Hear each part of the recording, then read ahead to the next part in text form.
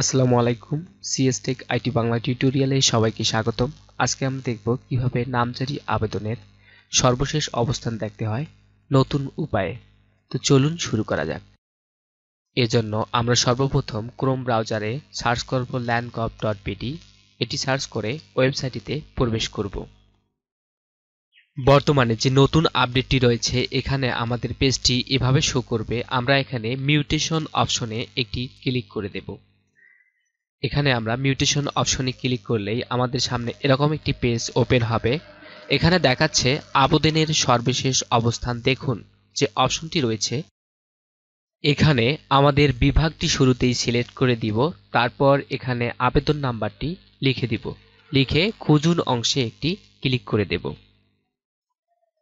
তো আমি এখানে আবেদন নাম্বারটি লিখে খুঁজুন অংশে ক্লিক করে দিলাম। এখন আবেদন করার সময় যে জাতীয় পরিচয়পত্রটি ব্যবহার করেছিলাম সেই জাতীয় পরিচয়পত্র নাম্বারটি দিয়ে এখানে যে যোগটি রয়েছে এটি যোগটি প্রদান করে আমরা খুঁজুন অংশে একটি ক্লিক করে দেব। খুঁজুন অংশে ক্লিক করলে আমাদের যে বর্তমান অবস্থানটি রয়েছে সেই পেজ ওপেন হবে। আমরা এখানে দেখতে পাচ্ছি বর্তমানে কার কাছে আছে এবং আবেদনটি কতটুকু সম্পন্ন হয়েছে। এখানে দেখা যাচ্ছে আমাদের খসড়া খতিয়ানটি প্রস্তুত হয়েছে এবং বর্তমানে যার কাছে আছে এবং শুনানির ডেট সকল তথ্য এখানে দেখাচ্ছে। তো এভাবেই আমরা নতুন উপায়ে নামজারি আবেদনের সর্বশেষ অবস্থান দেখতে পারি।